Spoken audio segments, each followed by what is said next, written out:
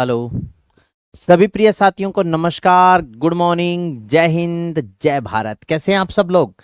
साथियों, उम्मीद करता हूं आप सब स्वस्थ हो, सब मस्त हो, सब अपनी अपनी स्टडी में व्यस्त हो। आरडब्ल्यूए परिवार में आप सभी साथियों का हार्दिक स्वागत एवं अभिनंदन है। और स्वागत करने के लिए तैयार है आपका बड़ा भाई, आपका दोस्त, आपका साथी, आपका सहयोगी दीनदयाल पारिक। वेरी गुड, आ जाइएगा सभी साथी जल्दी से।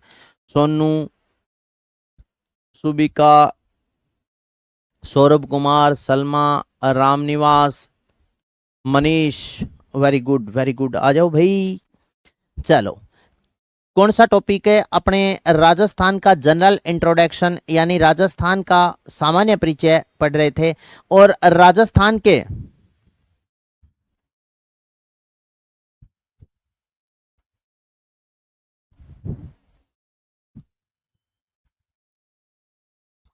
चलिएगा, कोर्स आपका कंप्लीट करवा देंगे फरवरी तक। हाँ, कोई बात नहीं। कल जो मैंने होमवर्क में दिया था वो क्वेश्चंस आपको समझाना है। मैं समझाऊंगा वो क्वेश्चन जरूर। मुझे पता है आपसे वो नहीं हो पाया। बहुत से, सभी से नहीं, बहुत से साथी ऐसे हैं जिनसे वो क्वेश्चंस नहीं हो पाया। कुछ मेरे साथी ऐसे भी हैं जिन्होंने वो क्वेश्चन कर भी दिया होगा। तो कल वाला क्वेश्चन कहाँ गया भाई? SI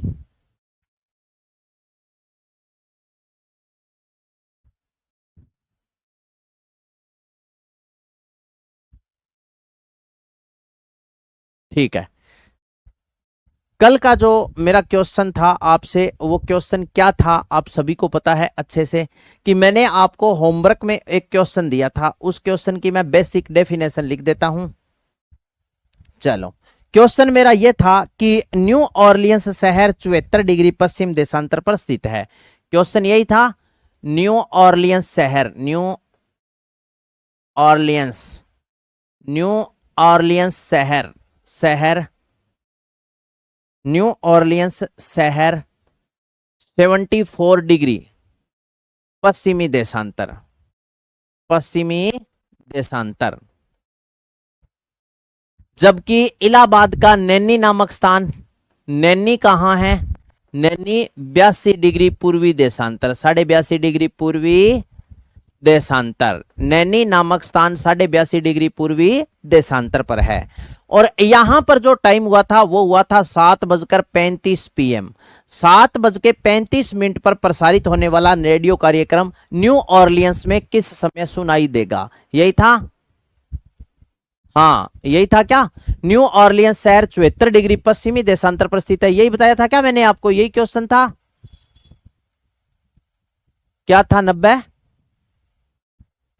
अच्छा, यहाँ 74 डिग्री की जगह 90 डिग्री था क्या? न्यू ऑरलियंस शहर 90 डिग्री पश्चिमी देशांतर पर है, ऐसा ही था क्या? 90 डिग्री। चलो कोई बात नहीं, 90 डिग्री कर देता हूं।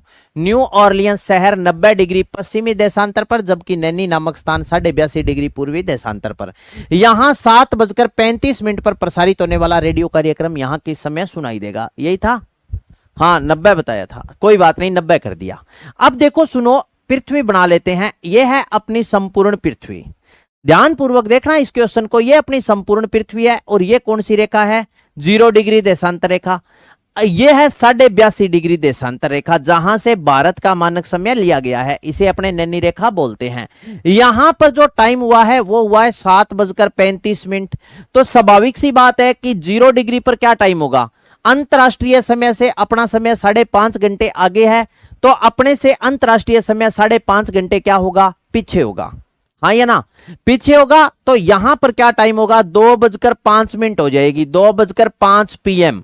इसको मैं अगर 12 और 8 20 19:35 लिखूं तो भी कोई दिक्कत नहीं है। अगर मैं यहां पर 14:05 लिख दूं तो भी कोई दिक्कत नहीं है।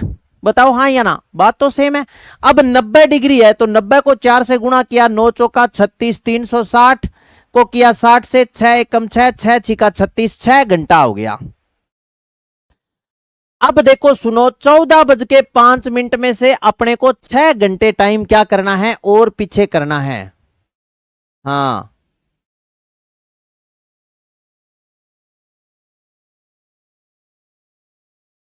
ठीक है। इलाहाबाद में 7 बजे थे क्या? चलो 7:35 नहीं था सर, 7 था।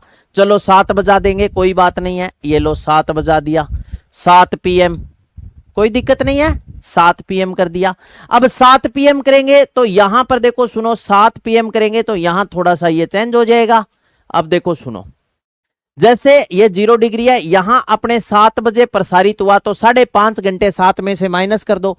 19 में से क्या करोगे, 5 घंटे 30 मिनट माइनस कर दो आप, हाँ या ना। 19 में से 5 घंटे 30 मिनट क्या करोगे, माइनस करोगे। 19 बज गए। अब यहां देखो 30, यहां 18, 18 में से 5 गए, कितने बजते हैं, 18 में से 5 जाने के बाद में बजते हैं 13। 13 और 5 18 ही होते हैं, 13 14 15 16 17 18, ठीक है 13 बजकर 30 मिनट, यानी ऐसे लिख सकते हैं 1:30 PM, या अपने ऐसे लिख सकते हैं 13:30 कोई दिक्कत नहीं है। अब यहां पर देखो सुनो, इस 13:30 में से 6 घंटे आपने क्या करना है, माइनस करना है। चलिएगा 13:30 में से 6 घंटे क्या करते हैं, माइनस। तो 13 में से 6 गया, 6 और 6 12, 7 और 6 13, 7:30 बजे। बताओ दिक्कत कहां है, 7:30 पर, 7:30 पर यह है 90 डिग्री। बताओ हाँ या ना, 7:30 पर। कैसे,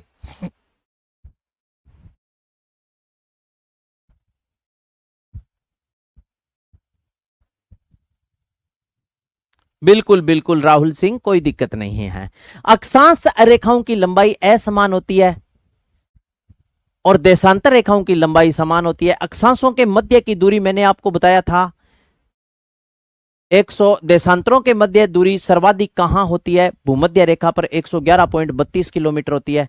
दो देशांतरों के मध्य दूरी सर्वाधिक भूमध्य रेखा पर 111.32 किलोमीटर होती है। जैसे जैसे ध्रुवों की तरफ जाते हैं, देशांतरों के मध्य की दूरी कम होती जाती है। यही तो बात थी। एक बार दोबारा, कोई बात नहीं। देखो ये मैंने आपको बताया भी 82.5 डिग्री पर 7 बजा तो 5.5 घंटे माइनस कर दो, 1:30 हो जाएंगे। और इसमें फिर 6 घंटे आप क्या कर दो, माइनस। इसको ऐसे भी कर सकते हो। यहां पर देखो सुनो, 82.5 दे रखा है, 82 सही 1/2 प्लस 90 को जोड़ लो, 2 9 और 8 है, 8 8 16 17, 172 सही 1/2 आ जाएगा। गुणा इसको किससे गुणा करना है, 4 से भी। 172 सही 1/2, देशांतरों का अंतर आ गया, 4 से क्या करना है, गुणा। तो 100 दूनी 2, 172 को पहले 2 से गुणा करेंगे। 172 को 2 से गुणा किया तो 2 दूनी 2 एकम 2, 2 7 14, 2 दूनी 4, 344 और 1 345 बट्टा 2 गुणा 4, 2 एकम 2, 2 दूनी 4, 300 दूनी 600, 45 दूनी हो गई 90, तो ये हो गए 690। 690 को क्या करोगे दोस्तों आप, 690 को 60 से भाग दे दोगे तो 0 से 0 कट गई, 10 छिका 60 और 11 छिका 66, पीछे कितने बच गए, 9।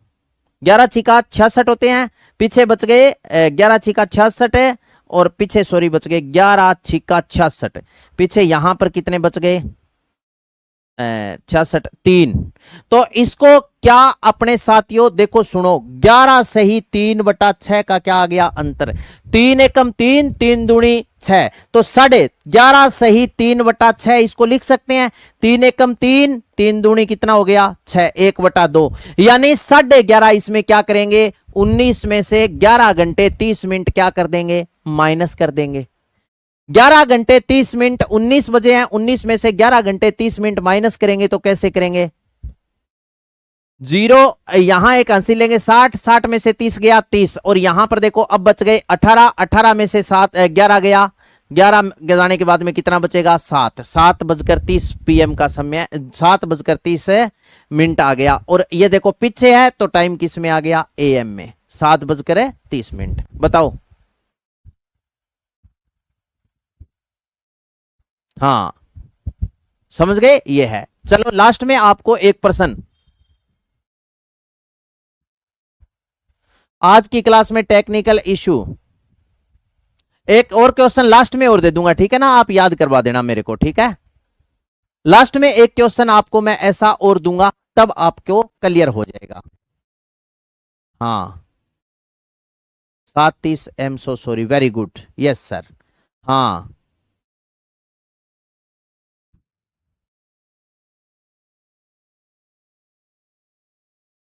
हाँ, 11:05, 11:05 नहीं, 11:03, 11, 11:30 घंटे। हाँ, यहां पर देखो ये 6 घंटे हो गया और ये कितना हो गया, 5, 4, 5, 11 घंटे, और आधा घंटा वो भारत आगे और है, तो 11:30 घंटे आप माइनस कर लो, जो आप दिमाग लगा सकते हो। हाँ हाँ सर, पूर्व की ओर बढ़ेगा, बिल्कुल यही बात है। अब समझ में आई नहीं कहानी? तो इसका जो उत्तर है वो क्या हो गया, 7:30। लास्ट में एक क्वेश्चन आपको और दूंगा मैं, ठीक है ना, क्योंकि मैंने आपसे वादा किया है कि मैं सिखाऊंगा तो मैं सिखाऊंगा।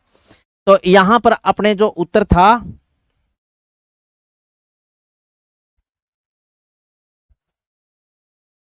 इसका साथियों जो उत्तर था क्वेश्चन का, उसका उत्तर क्या आ गया, 7:30। अब आ जाओ, देखो सुनो, अब अपने सर्वप्रथम पढ़ेंगे दोस्तों राजस्थान के विभिन्न अंचल। राजस्थान के क्या पढ़ेंगे, विभिन्न अंचल। इस प्रश्न का जो उत्तर है वो है 7:30 AM। ठीक है, अब मैं हेडिंग डालता हूं आज की क्लास की, जो आज अपने मैटर पढ़ेंगे वो क्या पढ़ेंगे दोस्तों, राजस्थान के विभिन्न अंचल। ये राजस्थान के विभिन्न अंचल, राजस्थान के विभिन्न अंचल, विभिन्न अंचल, अंचल, राजस्थान के विभिन्न अंचल पढ़ेंगे। अंचल का मतलब होता है एरिया। राजस्थान के विभिन्न जो क्षेत्र है वो कौन कौन से हैं, इसका जवाब कल ही दे दिया था हमें सर जी, बहुत अच्छा किया। मैंने आपको कहा था कि कल आपने जवाब दे दिया, उस पर मेरा यही क्वेश्चन था कि आज मैं आपके जवाब, चाहे आपका उत्तर सही है चाहे गलत है, एक्सेप्ट नहीं करूंगा, क्योंकि मैं आपका उत्तर दोस्तों कल ही लूंगा, मैंने होमवर्क में दिया है। ठीक है, तो राजस्थान के विभिन्न अंचल। अब बहुत से साथी है, जैसे हिस्ट्री वाले सर आपको बोलेंगे कि आज अपने मेवाड़ का इतिहास पढ़ेंगे, आज अपने मारवाड़ का राठौड़ वंश पढ़ेंगे, आज अपने हाड़ौती का हाड़ा चौहान पढ़ेंगे, बताओ हाँ या ना। आज अपने जालोर का सोनगरा चौहान पढ़ेंगे, आपने ऐसा सुना है ना। आज अपने आमेर का कछवा वंश पढ़ेंगे, आज अपने ढूंढाड़ का इतिहास पढ़ेंगे, आज अपने मेवात का इतिहास पढ़ेंगे, हाँ या ना। आज अपने शेखावाटी के चौहानों का इतिहास पढ़ेंगे। तो जैसे ही शेखावाटी नाम लिया, लेते ही आपको यह क्लियर नहीं हुआ भी ये शेखावाटी है क्या, ये मेवाड़ क्या है, ये मारवाड़ क्या है, बताओ हाँ या ना।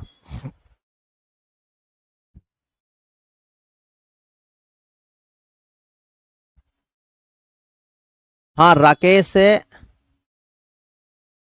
पूछ रहा है कि सर जो लास्ट में आपने छाया का टॉपिक करवाया था ना कल, वो बताना एक बार। बता देंगे, कोई बात नहीं। कल मैंने आपको छाया का टॉपिक बताया था कि जैसे राजस्थान के बारे में अपने चर्चा करें तो राजस्थान से होकर एक ही रेखा गुजरती है, कौन सी रेखा, कर्क रेखा पर। आपको अच्छे से पता है कि 21 जून को सूर्य कर्क रेखा पर सीधा चमकता है, 21 मार्च और 23 सितंबर को सूर्य भूमध्य रेखा पर चमकता है, और 22 दिसंबर को सूर्य मकर रेखा पर चमकता है। मैंने ये बताया था कि जैसे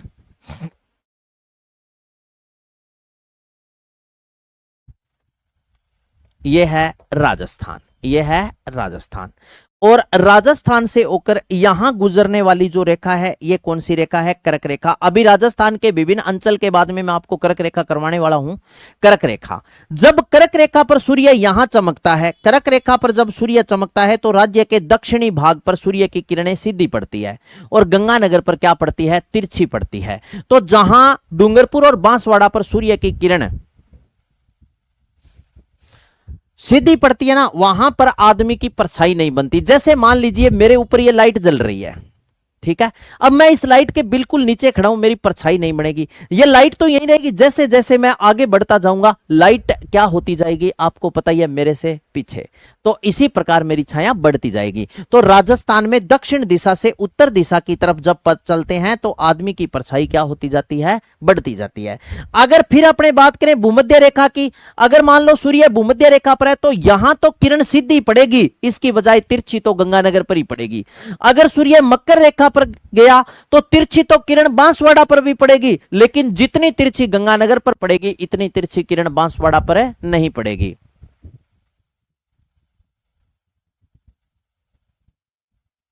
तो समझ गए। ये मैंने कल की कक्षा में आपको बताया था। चलो अब आगे की चर्चा करते हैं। राजस्थान के विभिन्न अंचल पढ़ेंगे, उसके बाद में चलो पहले करवा देता हूं, कोई बात नहीं, कर्क रेखा पहले अपने कर्क रेखा पढ़ लेंगे, उसके बाद में राजस्थान के विभिन्न अंचल पढ़ लेंगे, राजस्थान के कौन कौन से अंचल है। तो चलो पहले चर्चा कर लेंगे कौन सी रेखा के बारे में, कर्क रेखा। इसी पेज पर यहां कर लेंगे कर्क रेखा, बता देता हूं आपको, कर्क रेखा हेडिंग डाली, कर्क रेखा। कर्क रेखा, वैसे मैंने आपको बता दिया साथियों, कर्क रेखा ये 23.5 डिग्री अक्षांश पर खींची गई काल्पनिक रेखा है। कर्क रेखा 23.5 डिग्री, 23 सही 1/, कर्क रेखा ये क्या है, 23.5 डिग्री अक्षांश पर खींची गई काल्पनिक रेखा है। 23 सही 1/2 डिग्री अक्षांश पर, अक्षांश पर, अक्षांश पर खींची गई काल्पनिक रेखा है। खींची गई, खींची गई काल्पनिक, काल्पनिक रेखा है। 23.5 डिग्री अक्षांश पर खींची गई ये क्या है दोस्त, काल्पनिक रेखा है। कौन सी रेखा, कर्क रेखा। 23.5 डिग्री अक्षांश पर खींची गई काल्पनिक रेखा, या मतलब कौन से अक्षांश पर खींची गई है, कर्क 23.5 डिग्री अक्षांश पर, 23.5 डिग्री उत्तरी अक्षांश लिखते हैं, 23.5 डिग्री उत्तरी अक्षांश, उत्तरी अक्षांश, 23.5 डिग्री उत्तरी अक्षांश पर खींची गई काल्पनिक रेखा है कौन सी, कर्क रेखा। साथियों नेक्स्ट देखो, कर्क रेखा राज्य के, कर्क रेखा रेखा रेखा रेखा राजस्थान के दक्षिणी भाग, राजस्थान के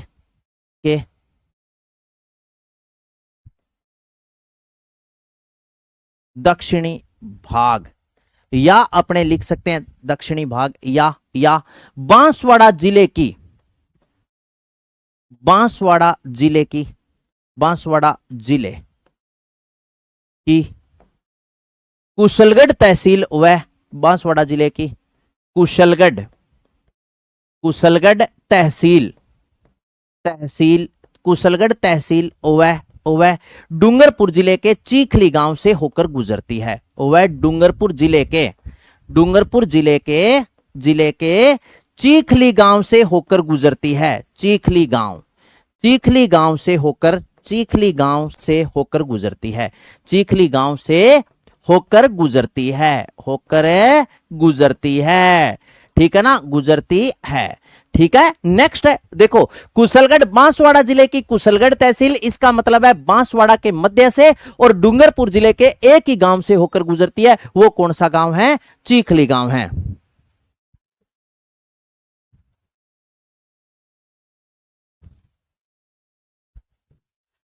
तो चीखली गांव से होकर गुजरती है, समझ गए। अब देखो राज्य में अगर आपसे पूछ ले, राज्य में कर्क रेखा की लंबाई, राज्य में कर्क रेखा की लंबाई, कर्क रेखा, कर्क रेखा की लंबाई, राजस्थान में कर्क रेखा की लंबाई कितनी है आपसे पूछ ले तो राज्य में कर्क रेखा की लंबाई आप याद रखना 26 किलोमीटर, 26 किलोमीटर है। राजस्थान में कर्क रेखा की लंबाई कितनी है, 26 किलोमीटर है, ठीक है। अब प्रश्न एक और आ गया आपका, आगे क्वेश्चन आया है पिंकी मीणा का क्वेश्चन आते हैं, सर जी तिरछी किरण के बारे में कौन से जिले, अच्छा क्वेश्चन देना पड़ेगा अब मेरे को, यही बात है, चलो ठीक है।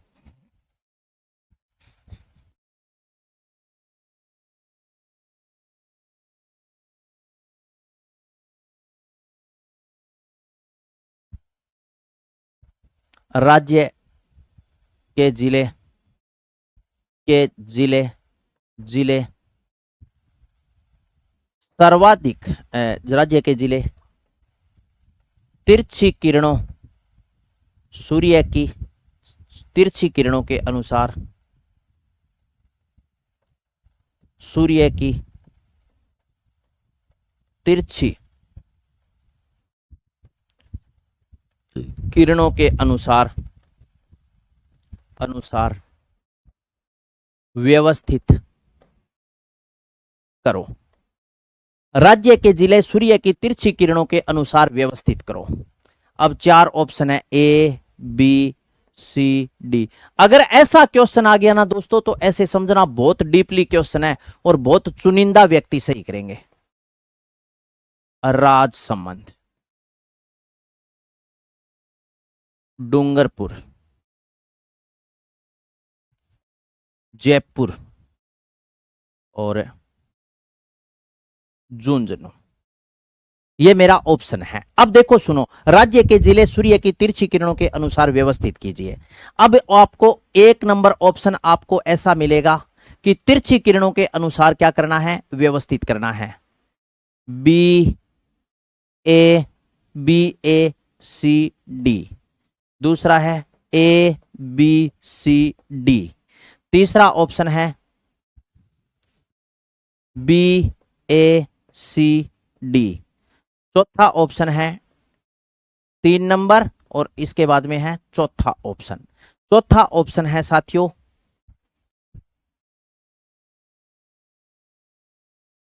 सी डी बी ए। बताओ, अब बताओ के उत्तर है थारो।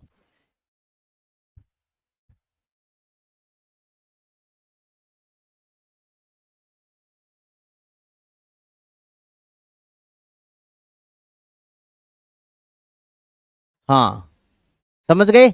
अब बताओ, ये क्वेश्चन पेपर में पूछ ले आपसे तो अब आप क्या उत्तर करेंगे?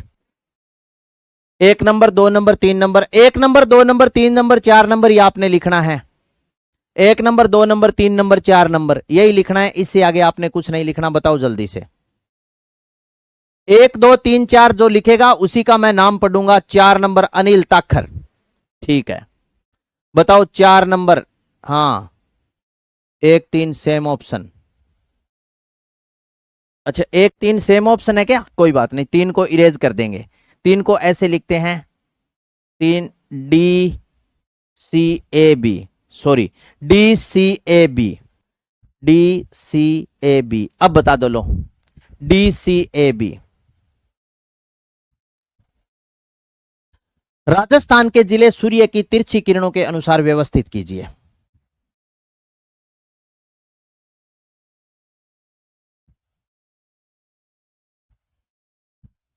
बताओ। वेरी गुड, सलमा का उत्तर सही आया है, 1 नंबर।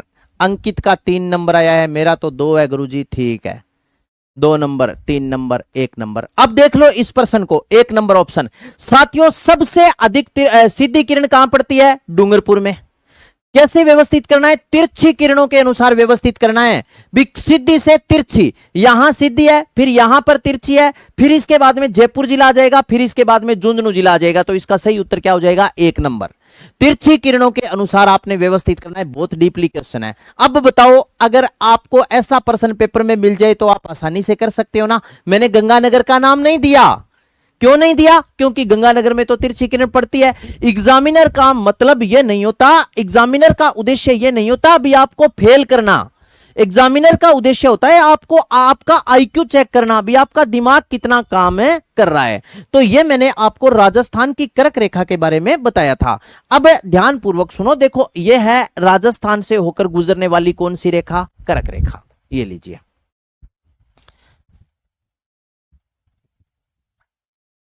यहां से राजस्थान की कौन सी, ये राजस्थान से होकर गुजरने वाली कौन सी रेखा है दोस्तों? ये राजस्थान से होकर गुजरने वाली रेखा है कर्क रेखा। समझ गए? अब ये 2 जिलों से होकर गुजरती है। ये तो है इसकी लंबाई।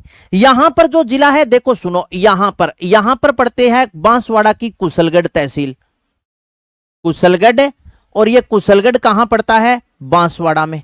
बांसवाड़ा की कुशलगढ़ तहसील, और यहां पर देखो सुनो, यहां पर पड़ता है डूंगरपुर का चीखली गांव। चीखली गांव, चीखली गांव। और ये चीखली गांव राजस्थान के कौन से जिले में है? चीखली गांव है राजस्थान के डूंगरपुर जिले में। कौन से जिले में? डूंगरपुर जिले में। समझ गए? और इस रेखा की राज्य में आपसे पूछ ले राजस्थान में लंबाई कितनी है, तो आपका उत्तर होगा राज्य में लंबाई, राजस्थान में इसकी जो लंबाई है वो कितनी है? 26 किलोमीटर है। 26 किलोमीटर।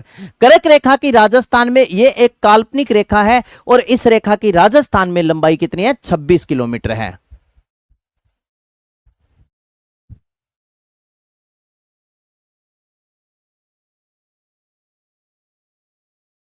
नरेंद्र प्रजापति, जनवरी और फरवरी में कोई ज्यादा अंतर नहीं है। देख, जनवरी तक कंप्लीट हो जाएगा, उसमें कोई संदेह नहीं है। मैंने आपको फरवरी बता दिया यार, तो फिर क्या हो गया, जनवरी फरवरी तक आपका कोर्स कंप्लीट करवा देंगे, चिंता मत करो आप।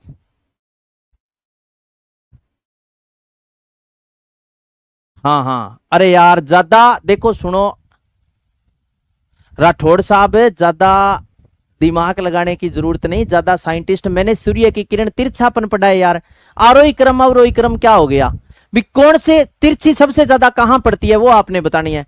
सूर्य की तिरछी किरणें कहां, कौन सी दिशा से कौन सी दिशा की तरफ बढ़ती जाएगी, ठीक है।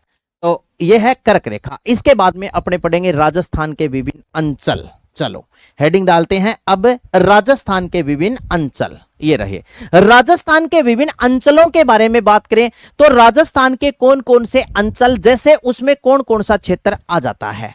सर्वप्रथम आप मैप पर देखना, क्योंकि यहां से आपकी हिस्ट्री और ज्योग्राफी की पूरी बातें क्लियर हो जाएगी। और ये जो मैं अंचल वगैरह आपको पढ़ा रहा हूं ना, ये राजस्थान अध्ययन यानी अपने बोल सकते हैं अजमेर बोर्ड राजस्थान अध्ययन की ये 6ठी क्लास की सामाजिक अध्ययन की किताब का पहला पाठ पढ़ा रहा हूं। हाँ, अरे बस कर यार भाई, कोई बात नहीं, ये गलत है तो मैंने तिरछी किरण पढ़ी है, बताई है यार आपको। सीधा ही भी, सीधी कहां पर पड़ेगी, डूंगरपुर। इससे तिरछी राजसमंद पर पड़ेगी, इससे तिरछी कहां पड़ेगी। मैंने ना कोई आरोही बताया, ना कोई तेरे से अवरोही पूछा, बता। तो समझ गए। ये देखिए सुनो क्या करते हैं, यहां पर देखो सुनो, मैं आपको राजस्थान के विभिन्न अंचलों के बारे में बता रहा हूं, कौन कौन से जैसे अंचल है राजस्थान में। जैसे यहां पर ये जो पूरा का पूरा जो क्षेत्र था, ये क्षेत्र, ये जैसे बीकानेर है, फलोदी है, जैसलमेर का नाम मैं नहीं लूंगा, बीकानेर है, फलोदी है, जोधपुर है, ये देखो सुनो, ये आ गया बालोतरा है, बाड़मेर है, जालोर है, सिरोही है, पाली है, ये नागौर का, और ये जो क्षेत्र है ये पूरा का पूरा, ये जैसलमेर नहीं है इसमें शामिल। ये जो क्षेत्र है, इस क्षेत्र को अपने क्या बोलेंगे दोस्तों, ये है मारवाड़। ये क्या है, मारवाड़ है।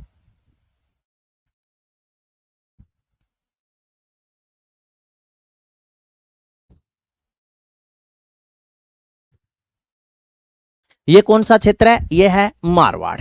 इसके बाद में देखो, ये ब्लू लाइन से किया है तो मैं 1 नंबर पर लिख देता हूं मारवाड़। ये राजस्थान का कौन सा अंचल है, मारवाड़। अब मारवाड़ में जैसे जिले कौन सा आता है, जैसलमेर मारवाड़ में शामिल नहीं था, ये गलती मत करना, जैसलमेर मारवाड़ में शामिल नहीं था। जैसलमेर एक स्वतंत्र क्षेत्र था जिसे मांड प्रदेश, वल्लभ प्रदेश, दुंगल प्रदेश के नाम से जाना जाता था। जैसलमेर एक स्वतंत्र क्षेत्र था जिसे मांड प्रदेश, वल्लभ प्रदेश, दुंगल प्रदेश के नाम से जाना जाता था, जबकि ये मारवाड़ में शामिल नहीं था। चलो इसके बाद में दूसरा देखो सुनो, दूसरा जो क्षेत्र आ जाएगा, ये अब आप मुझे ये बोलोगे कि गुरुजी हनुमानगढ़ और गंगानगर किस में आएंगे, तो आपको पता है कि बीकानेर से अलग होकर गंगानगर जिला बना था। बताओ नहीं बना या बना था, बना था ना। बीकानेर से अलग होकर गंगानगर जिला बना, तो गंगानगर किस में आ जाएगा, मारवाड़ में आ जाएगा। इसके बाद में गंगानगर से अलग होकर हनुमानगढ़ जिला बना था, तो यहां तक ये पूरा क्षेत्र क्या था, मारवाड़ी था। नंबर 2 पर अपने बात करें तो ये जैसे चूरू और सिक्कर, चूरू सिक्कर झुंझुनू का ये जो क्षेत्र है, ये कौन सा हो गया, ये आ गया शेखावाटी अंचल। कौन सा अंचल आ गया, शेखावाटी। चूरू सिक्कर झुंझुनू का जो क्षेत्र है वो शेखावाटी अंचल या शेखावाटी अंचल के नाम से जाना जाता है। इसके बाद में नंबर 3 पर यह क्षेत्र आ जाता है जयपुर और उसके आसपास का क्षेत्र, जैसे जयपुर है, दौसा है, टोंक है, ये जो क्षेत्र है जयपुर, दौसा और टोंक का ये जो क्षेत्र है, ये नंबर 3 पर आ जाता है। कौन सा, ढूंढाड़। ढूंढाड़ क्षेत्र किसको बोलते हैं, जयपुर, दौसा और टोंक का जो क्षेत्र है वो क्या बोला जाता है, मेवात, ढूंढाड़। इसके बाद में ये क्षेत्र आ जाता है, देखो सुनो, जैसे यहां से स्टार्ट करते हैं, अलवर है, भरतपुर है, धौलपुर है, करौली है, ये लो अलवर, भरतपुर, धौलपुर का ये जो क्षेत्र है, ये सारा का सारा ये क्षेत्र किस में आ जाता है, ये आ जाता है मेवात में। तो क्या लिख दिया मैंने, मेवात। इसके बाद में देखो सुनो, आपको दिखाई दे रहा है ये क्षेत्र, ये एरिया, ये है कौन सा एरिया जयपुर के पास का नीचे और यानी दक्षिण का क्षेत्र, ये जैसे इसे बोलते हैं आड़ोती क्षेत्र। कोटा, बूंदी, बारां, झालावाड़, ये क्षेत्र क्या कहलाता है? नंबर 5 पर आप याद रखना आड़ोती। आड़ोती क्षेत्र किसको बोलते हैं? कोटा, बूंदी, बारां, झालावाड़ का जो क्षेत्र है वो क्या कहलाता है? आड़ोती क्षेत्र कहलाता है।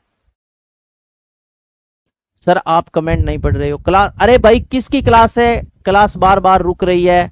एक ही बंदे का कमेंट आ रहा है क्लास बार बार रुक रही है, सौरभ, और किसी का नहीं आ रहा। एक बार सभी मेरे साथी बताएंगे, मेरे भाई बताएंगे, मेरी बहनें बताएगी क्लास बिल्कुल ओके चल रही है क्या? एक बार आप मुझे कमेंट के माध्यम से बता दो कि क्लास ओके चल रही है सर। हाँ, वेरी गुड। आपकी क्लास रुक रही है दोस्तों और किसी की नहीं रुक रही तो आप अपने बेस पर चेक कीजिए। ये कोटा, बूंदी, बारां का जो क्षेत्र था ये क्या था? आड़ोती क्षेत्र था। इसके बाद में नेक्स्ट अंचल के बारे में बात करें तो आपने नाम सुना है मेवाड़। चलिएगा आगे, नंबर 6 पर मैं लिख रहा हूं मेवाड़। मेवाड़ क्षेत्र राजस्थान का कौन सा था? जैसे आपसे पूछ ले तो ये रहा उदयपुर, राजसमंद, चित्तौड़गढ़, प्रतापगढ़ का ये जो क्षेत्र था ना, इस क्षेत्र को क्या कहा जाता था? मेवाड़। इसके बाद में नेक्स्ट नंबर 7 पर आ जाता है वागड़। कौन सा क्षेत्र आ जाता है? वागड़। अगर मैं आपसे पूछूं वागड़ किसको बोलते हैं तो वागड़ कहा जाता है डूंगरपुर और बांसवाड़ा का ये क्षेत्र क्या कहलाता है? वागड़। इसके बाद में बच गया जैसलमेर। ये लीजिए, ये जो जैसलमेर है इसको बोलते हैं मांड प्रदेश। मांड वल्लभ दुंगल क्या कहा जाता है? मांड प्रदेश, वल्लभ प्रदेश, और इसको बोलते हैं दुंगल। मांड वल्लभ दुंगल के नाम से कौन जाना जाता है? तो आपका उत्तर हो जाएगा जैसलमेर। बताओ ये कहानी आपके समझ में आई क्या? राजस्थान के विभिन्न अंचल जैसे मारवाड़, शेखावाटी, ढूंढाड़, मेवात, हाड़ौती, मेवाड़, वागड़ और मांड वल्लभ दुंगल, ये है राजस्थान के विभिन्न अंचल। ठीक है, समझ गए? हाँ, तो यहां से पेपर में अगर प्रश्न पूछ ले, अब रामकुमार सर आपको जब पढ़ाएंगे ना, अपने पढ़ते हैं मेवाड़ का इतिहास, मेवाड़ का गोहिल वंश, तो मेवाड़ नाम लेते ही थार दिमाग में पिक्चर आ बन जाएगी कि ये जो क्षेत्र है ये कौन सा है। अब अपने जो इतिहास पढ़ेंगे वो चित्तौड़गढ़, उदयपुर, प्रतापगढ़, भीलवाड़ा का इतिहास, राजसमंद का इतिहास पढ़ेंगे। ठीक है, चलो आगे चलते हैं। अब देखो राजस्थान के विभिन्न अंचल, जैसे जैसे मैंने नाम लिखे इसके बारे में मैं व्याख्या करता जाऊंगा। जैसे 1 नंबर पर मैंने लिखा था मारवाड़। 1 नंबर पर क्या लिखा था? मारवाड़। अब मारवाड़, सर्वप्रथम आपको यह पता होना चाहिए कि यह जो मारवाड़ है यह है क्या और किसे कहते हैं? मारवाड़। मारवाड़, इसमें राजस्थान का कौन सा क्षेत्र आता है? जैसे आपसे पूछ ले जोधपुर। जोधपुर के बाद में आप याद रखना बीकानेर। बीकानेर के बाद में आप याद रख सकते हो जैसे फलोदी। फलोदी के बाद में आप याद रख सकते हो जैसे बाड़मेर, बालोतरा। बाड़मेर के बाद में आप याद रखना बालोतरा। बालोतरा के बाद में आप याद रखना जालोर। जालोर के बाद में आप याद रखना सिरोही। सिरोही के बाद में आप याद रखना पाली। ठीक है, ये जो क्षेत्र है जोधपुर, बीकानेर, फलोदी, बाड़मेर, बालोतरा, जालोर, सिरोही, पाली, नागौर का ये जो क्षेत्र है ये पूरा का पूरा जो क्षेत्र है ये क्या कहलाता था? ये कहलाता था मारवाड़।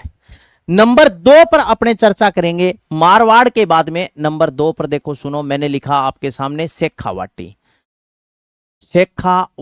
शेखावाटी क्षेत्र कौन सा है अगर आपसे पूछ ले तो शेखावाटी है चूरू, सीकर, झुंझुनू का क्षेत्र। चूरू, इसके बाद में आप याद रखना सीकर, इसके बाद में आप याद रखना झुंझुनू। चूरू, सीकर और झुंझुनू का जो क्षेत्र है ये क्या कहलाता है? शेखावाटी कहलाता है। और शेखावाटी, चूरू, ठीक है, शेखावाटी, चूरू, सीकर, झुंझुनू का जो क्षेत्र है वो क्या कहलाता है? हाँ, अरे आगे लिखूंगा तो समझ में आ जाएगा। चूरू, सीकर, झुंझुनू का क्षेत्र क्या कहलाता है? शेखावाटी। इसमें थोड़ा सा पार्ट देखो, सुनो, जो शेखावाटी है ना इसमें थोड़ा सा पार्ट ये भी आ जाता है। जैसे चूरू का, सीकर का, झुंझुनू का क्षेत्र तो आ गया, लेकिन शेखावाटी में थोड़ा सा पार्ट, एक याद रखने वाली बात है, उत्तरी डीडवाना कुचामन का भी भाग इसमें थोड़ा सा शामिल है। ठीक है, चलिए नेक्स्ट इसके बाद में नंबर 3 पर अपने बात करेंगे। शेखावाटी के बाद में नंबर 3 पर मैंने क्या लिखा है? ढूंढाड़। ढूंढाड़। अब देखो ढूंढाड़ क्षेत्र किसे कहते हैं, तो आपका उत्तर होगा जयपुर, दौसा और टोंक। जयपुर, दौसा और टोंक। जयपुर, दौसा व टोंक का जो क्षेत्र है वो क्या कहलाता है? ढूंढाड़। जयपुर, दौसा, टोंक। ढूंढाड़ के बाद में नंबर 4 पर मैंने लिखा मेवात। नंबर 4 पर कौन सा क्षेत्र आ गया? मेवात।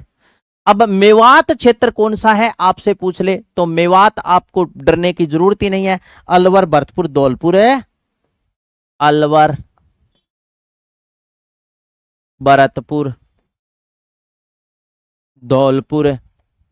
अलवर, भरतपुर, धौलपुर का ये जो क्षेत्र है, अलवर, भरतपुर, धौलपुर, थोड़ा सा पार्ट इसमें किसका आ जाएगा? करौली का।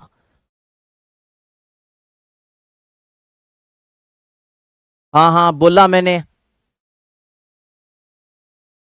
अरे जोधपुर कहां मना किया था मैंने? जैसलमेर बोला है यार। मैंने कहा था कि मांड, वल्लभ, दुंगल, जैसलमेर एक स्वतंत्र क्षेत्र था, मारवाड़ में जैसलमेर शामिल नहीं था, ये बोला है। ठीक है। जयपुर, दौसा, टोंक का क्षेत्र क्या कहलाता है? मेवात। ढूंढाड़ और मेवात, अलवर, भरतपुर और धौलपुर का क्षेत्र कहलाता है मेवात। इसके बाद में नेक्स्ट आ जाता है अपने कौन सा क्षेत्र? ये हो गया मेवात, ढूंढाड़ हो गया। इसके बाद में नंबर 5 पर जो क्षेत्र लिखेंगे वो लिखेंगे कौन सा? हाड़ौती। हाड़ौती। अब देखो हाड़ौती क्षेत्र कौन सा है? हाड़ौती में आ जाएगा जैसे कोटा, बूंदी, कोटा, बूंदी, बारां, झालावाड़। कोटा, बूंदी, बारां, झालावाड़, ये क्षेत्र कौन सा आ गया? हाड़ौती का। इसके बाद में हाड़ौती के बाद में अपने पढ़ा है मेवाड़। नेक्स्ट अपने कौन सा पढ़ा है? मेवाड़। अगर आपसे पूछ ले मेवाड़ में कौन सा क्षेत्र आ जाएगा तो आपका उत्तर क्या होगा? मेवाड़ में आ जाएगा उदयपुर। मेवाड़ में कौन सा क्षेत्र आ जाएगा? जैसे उदयपुर। मेवाड़ में आ जाएगा उदयपुर। उदयपुर, उदयपुर के बाद में राजसमंद। उदयपुर, राजसमंद, राजसमंद के बाद में आ गया चित्तौड़गढ़, भीलवाड़ा। चित्तौड़गढ़ और चित्तौड़गढ़ के बाद में आ गया भीलवाड़ा। यह क्षेत्र क्या कहलाएगा? मेवाड़ कहलाएगा। मेवाड़ के बाद में नेक्स्ट देखो सुनो, नंबर 7 पर अपने बात की थी वागड़। वागड़ क्षेत्र आपसे पूछ ले किसको बोलते हैं तो वागड़ में आ गया डूंगरपुर और बांसवाड़ा। डूंगरपुर और जिला आ जाएगा कौन सा? बांसवाड़ा। डूंगरपुर और बांसवाड़ा जिला क्या कहलाता है? वागड़। इसके बाद में 8 नंबर पर मैंने आपको बताया था मांड प्रदेश, वल्लभ प्रदेश, दुंगल प्रदेश। मांड प्रदेश इसको बोलते हैं, वल्लभ प्रदेश इसको बोलते हैं दुंगल। मांड, वल्लभ, दुंगल के नाम से कौन जाना जाता है? तो ये मांड प्रदेश, वल्लभ प्रदेश, दुंगल प्रदेश भी एक स्वतंत्र क्षेत्र था। और मांड, वल्लभ, दुंगल राजस्थान का कौन सा जिला था? जैसलमेर। यही मैंने आपको बताया है कि जैसलमेर मारवाड़ में शामिल नहीं था साथी। हाँ, मेवाड़, उदयपुर, राजसमंद, चित्तौड़गढ़, भीलवाड़ा का बिल्कुल क्षेत्र है। हाँ, उदयपुर, राजसमंद, चित्तौड़गढ़, भीलवाड़ा। अब आप ऐसे बोल दो कि सर आपने प्रतापगढ़ का तो नाम नहीं लिखा। अब देख वो नरेंद्र प्रजापति का कमेंट ही आ गया। साथ ही प्रतापगढ़ जो जिला है वो 26 जनवरी 2008 को बना था। 26 जनवरी 2008 को जो प्रतापगढ़ जिला बना वो चित्तौड़गढ़ से अलग होकर के बना था। समझ गए ना? अरे 1-2 दिन ही करूंगा देवेंद्र, चिंता मत कर।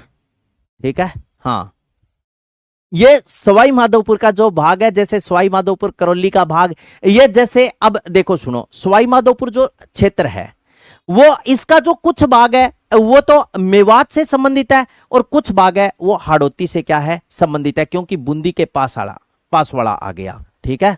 हाँ, डूंगरपुर, बांसवाड़ा, यही बताया है। 2-4 दिन में बात करूंगा आपसे। ठीक है, फिर मुझे पता चल जाएगा, फिर मैं मेरे हिसाब से चलने दूंगा। हाँ, कुछ भाग जैसे मेवात में आ गया करौली और सवाई माधोपुर का, कुछ भाग हाड़ौती में आ गया, कुछ भाग ढूंढाड़ के पास में आ गया, इस प्रकार है। अंचल, सर्वप्रथम यही तो बात बताई थी देवेंद्र सिंह, अंचल का मतलब होता है क्षेत्र। राजस्थान ये क्या था? इन क्षेत्रों में क्या था? डिवाइड था। ठीक है, ये रियासती काल इस समय की बात है। तो समझ गए ये। अब इसके बाद में अपने पढ़ेंगे राजस्थान के प्राचीन भौतिक और स्थानीय नाम। आपने सुन रखे हैं, देखो राजस्थान के प्राचीन भौतिक और स्थानीय नाम, इसका अपने डिवाइडेशन करके पढ़ेंगे। एक तो पढ़ेंगे, मैंने आपको पेपर में क्वेश्चन दिया, जो अब क्वेश्चन दे रहा हूं ना, वो भी राजस्थान अध्ययन की 6ठी क्लास का क्वेश्चन है, वो भी राजस्थान अध्ययन की 6ठी क्लास का। अंचल का मतलब है एरिया, क्षेत्र, इस प्रकार क्षेत्रों में डिवाइडेशन था। अब आप मेरे को बोल दोगे भी बीकानेर संभाग क्या है, जैसे मान लो कोटा संभाग क्या है, संभागीय व्यवस्था क्यों शुरू की गई, प्रशासनिक व्यवस्था को सुचारू। इसी प्रकार बीकानेर संभाग का मतलब है भी बीकानेर के आसपास का क्षेत्र जोड़ करके और बीकानेर को क्या बना दिया, एक संभाग बना दिया। हाँ, तो अब मैं आगे आपके सामने लिख रहा हूं महाकाव्य काल में राजस्थान के जनपद। जैसे मेरा सीधा ही क्वेश्चन आपसे यह है कि महाकाव्य काल में, जैसे मैंने आपसे पूछा कि महाकाव्य काल में राज्य के कितने जनपद थे, राज्य कितने जनपदों में विभाजित था, कितने जनपदों में विभाजित था। यह मेरा क्वेश्चन है आपके लिए। मैंने आपसे प्रश्न पूछा कि महाकाव्य काल में राजस्थान कितने जनपदों में विभाजित था। आप सीधा ही उत्तर दे दो, जो आपके मन करे वो आप लिख दो। 1 2 3 4 5 6 7 8 9 10 11, जो भी आपका मन करे, 15 16, जो भी। प्रश्न मेरा यह था। तो अब अपने हेडिंग डालते हैं महाकाव्य काल में,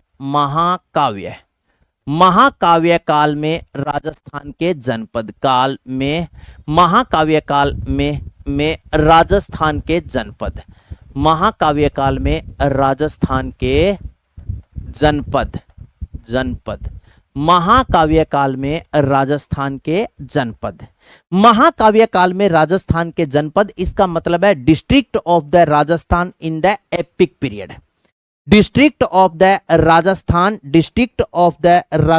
इन द एपिक पीरियड।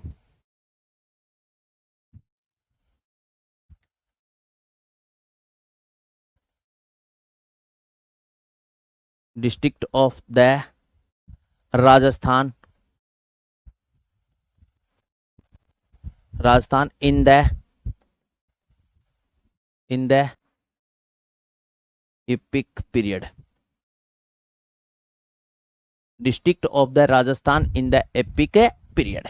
महाकाव्य काल में राजस्थान के जनपद, बिल्कुल सारे फेल हो, सारे के सारे फेल हो, एक भी पास नहीं है कोई भी साथी।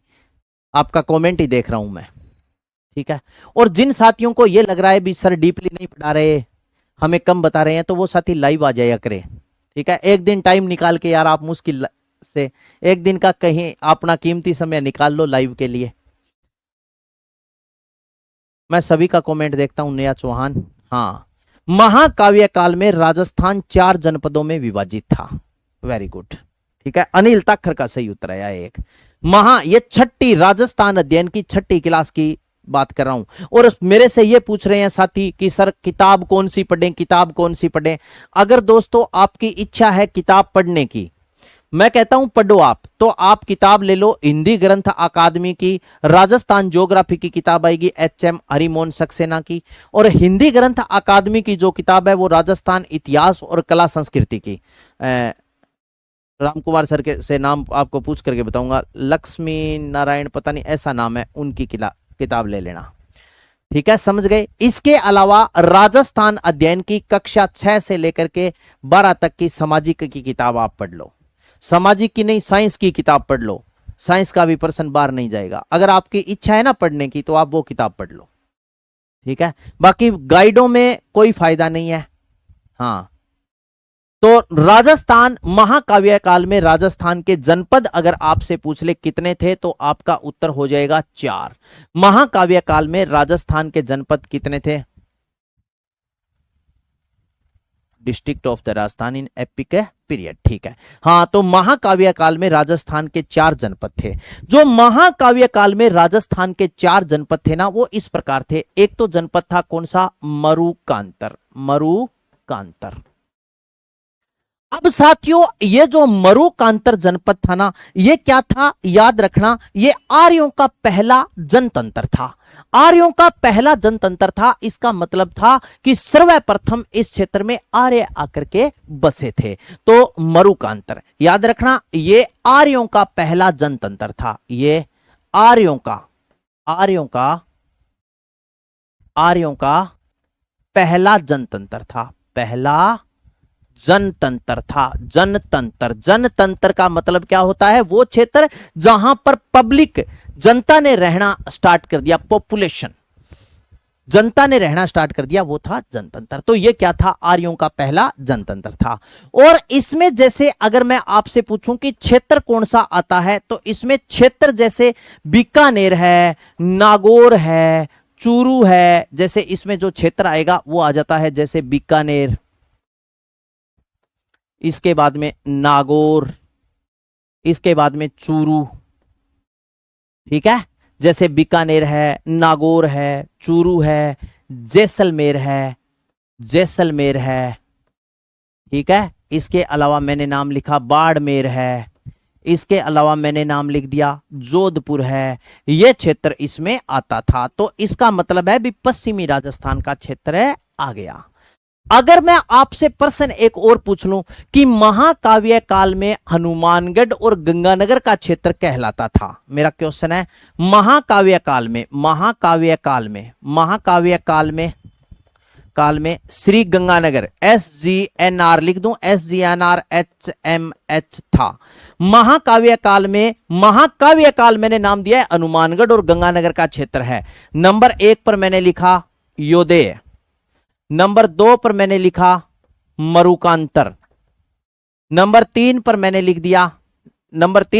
लिखा मारवाड़, और नंबर 4 पर मैंने लिखा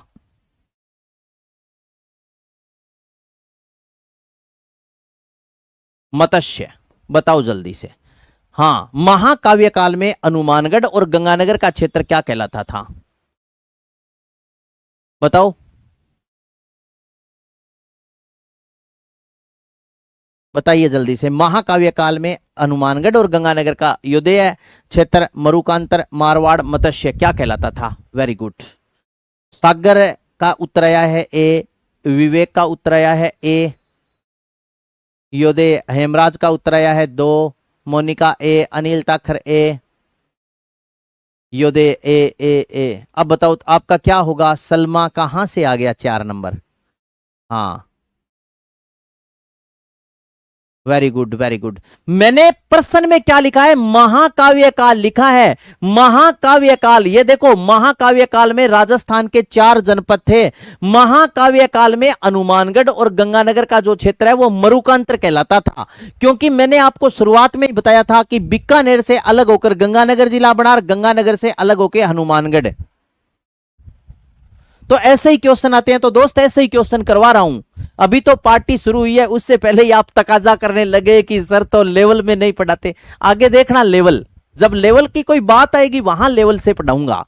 ठीक है, मारवाड़ी में कहावत कह रही, सुनने बिल्ला हम फूंक मारे कोई फायदो को नहीं। समझ गए? हाँ, जहां जरूरत पड़ेगी वहां अच्छा लेवल मिलेगा आपको। तो बीकानेर, नागौर, चूरू, जैसलमेर, बाड़मेर, जोधपुर का क्षेत्र क्या कहलाता था? मरुकांतर। ये आर्यों का क्या था? पहला जनतंत्र था। इसके बाद में दूसरा जो जनतंत्र, देखो सुनो, दूसरा जो जनपद था वो कौन सा था? जांगल जनपद। कौन सा जनपद था? जांगल जनपद।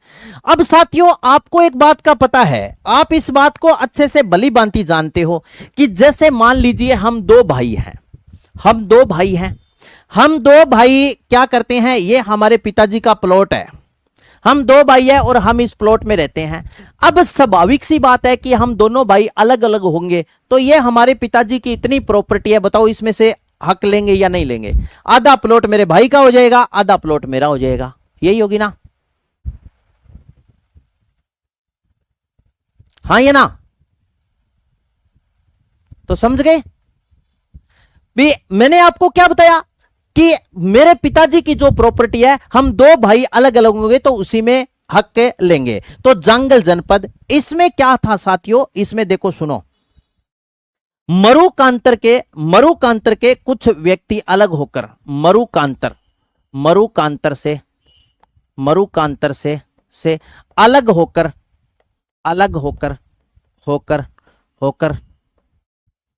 कुछ आर्यों ने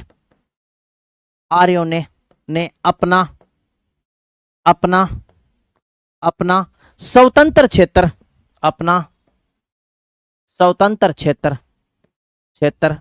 बना लिया। जंगल अपना स्वतंत्र क्षेत्र बना लिया, जिसमें बीकानेर, जोधपुर और नागौर का क्षेत्र शामिल था। बीकानेर, जोधपुर, नागौर। इसमें पूछे क्षेत्र तो आपका उत्तर क्या होगा? क्षेत्र हो जाएगा बीकानेर, इसके बाद में क्षेत्र हो जाएगा कौन सा? जोधपुर, और इसके बाद में क्षेत्र हो जाएगा नागौर। बीकानेर, जोधपुर और नागौर का क्षेत्र इसमें क्या था? बीकानेर, जोधपुर, नागौर का क्षेत्र इसमें क्या था? शामिल था। साथियों याद रखना, जंगल प्रदेश की राजधानी बनाई गई थी, राजधानी, कैपिटल, राजधानी। अगर आपसे पूछ ले इसकी राजधानी कौन सी थी, तो अहिछत्रपुर को राजधानी बनाया गया था। अहिछत्रपुर।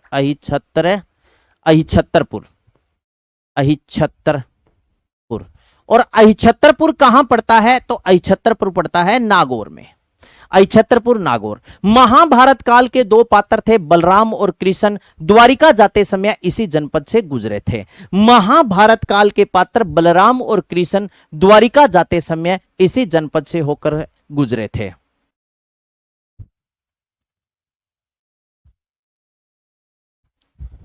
समझ गए? महाभारत काल के बलराम व कृष्ण, याद रखना, महाभारत काल के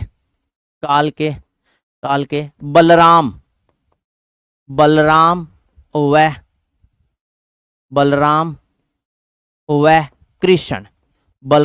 कृष्ण द्वारिका जाते समय